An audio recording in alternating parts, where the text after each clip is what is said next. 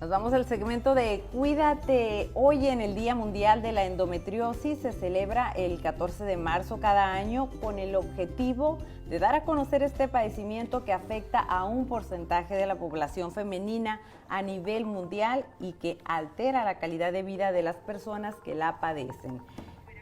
Hoy vamos aquí vamos a recibir aquí al doctor Pedro Ordóñez. Él es médico radiólogo y nos va a acompañar hoy con lo que es el diagnóstico, porque muchas mujeres no conocemos, bueno, ni mujeres ni hombres, la verdad, acerca de esto. Es un padecimiento que está todavía en pañales aquí el diagnóstico, pero aquí hoy tenemos algo muy importante, Javi, que el doctor nos va a platicar ahorita de un método que él tiene para diagnosticar.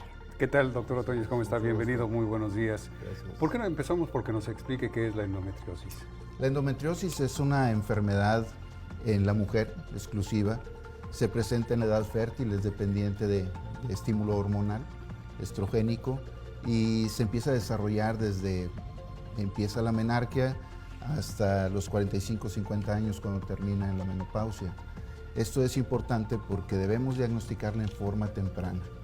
Actualmente este padecimiento se diagnostica bastante tardíamente, estamos hablando 7, 8, 10 años después de que empiezan los síntomas y lamentablemente altera todo el factor psicológico de la paciente. Entonces, ¿es fundamentalmente hormonal el asunto? ¿No tiene que ver con otros Depende factores de ambientales? estímulos hormonales, pero toda la afectación es como una infiltración que afecta la estructura en donde está localizado este tejido especial fuera de lo que corresponde a la matriz o el útero. Yo hice una nota no hace mucho de esto con un ginecólogo y él comentaba que sí presentaba dolor, que sí el síntoma sí era dolor. ¿Por qué se tarda tanto en diagnosticar entonces? Muchas de las veces estamos acostumbrados en nuestras familias mexicanas de normalizar el dolor durante la menstruación. Y eso es lo que afecta muchas de las veces el diagnóstico, porque las pacientes que padecen el dolor, inclusive que es crónico y se manifiesta durante la menstruación, empiezan a tomar medicamentos y con eso se controla. Y eso enmascara... Eso enmascara totalmente la sintomatología. Ahora, no es únicamente el dolor el que nos lleva a comprender la presencia probablemente de endometriosis, sino la incapacidad que dolor llega a causar en las pacientes. No solamente incapacidad en la familia o laboral, inclusive llega a causar ausentismo laboral.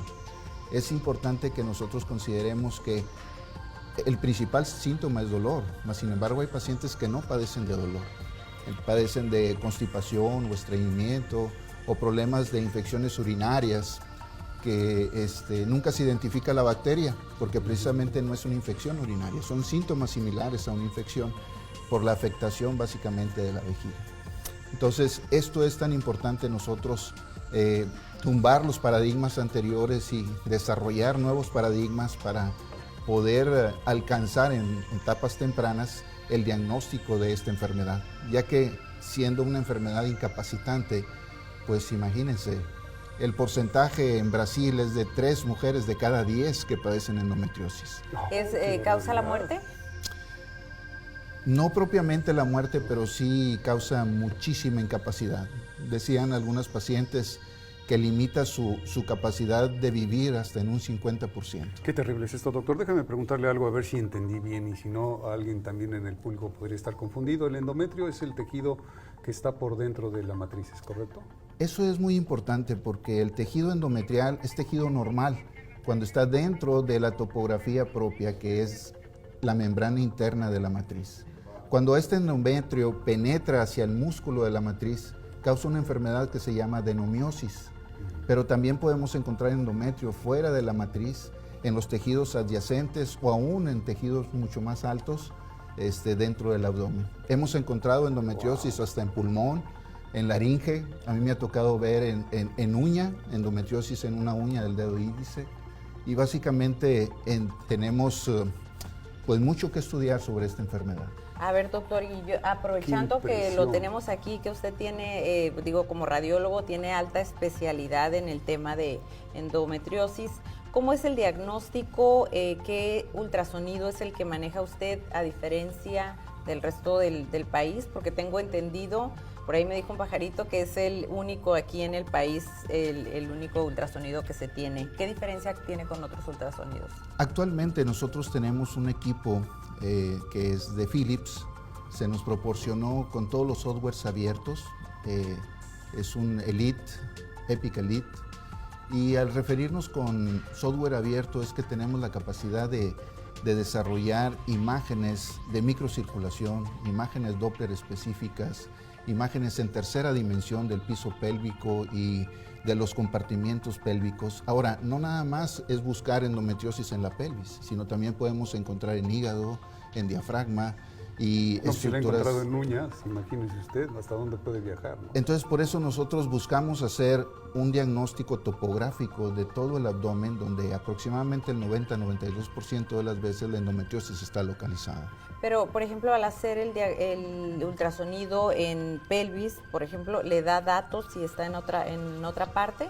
¿O tendría que hacerlo en la uña para detectar si está en la uña, por ejemplo? Por ejemplo, en uña es bien característico porque se manifiesta como una lesión que cambia de coloración durante la etapa menstrual y causa dolor intenso. Nada más en esa etapa. En esa etapa es bien importante porque la sintomatología se manifiesta. Esto Ahora, de la sintomatología, perdón doctor, ¿está presente durante todo el tiempo en la vida de la mujer que padece endometriosis o solamente se agudiza con el ciclo menstrual? eso es muy importante porque el endometrio tiene 3 tipos de tejido. Entre ellos es tejido fibroso, tejido de músculo liso y tejido glandular. Dependiendo dónde esté localizado este implante de endometrio y dependiendo el tejido que predomina, es la sintomatología que afecta. Cuando es tejido glandular, puede generar sangrado en el sitio y entonces empieza a tener dolor 1 o 2 días antes de iniciar la menstruación, hasta el segundo o tercer día de la menstruación. Cuando predomina el tejido fibroso, este actúa como patas de araña que se distribuye en todo el área y empieza a retraer todos los tejidos que fija y modifica totalmente la estructura anatómica de ese lugar. Y los síntomas son diferentes, aunque esté localizado en el mismo sitio, pero predominó el tejido fibroso y no el tejido glandular. Suena muy dolorosa esa parte. ¿Y qué pasa con la mujer que ya está en menopausia o que no tiene ya menstruación? Generalmente los datos clínicos son muy importantes. A veces me tocó ver a una paciente de 52 años que ya no menstruaba y tenía muchos implantes a nivel de vagina, en la pared vaginal.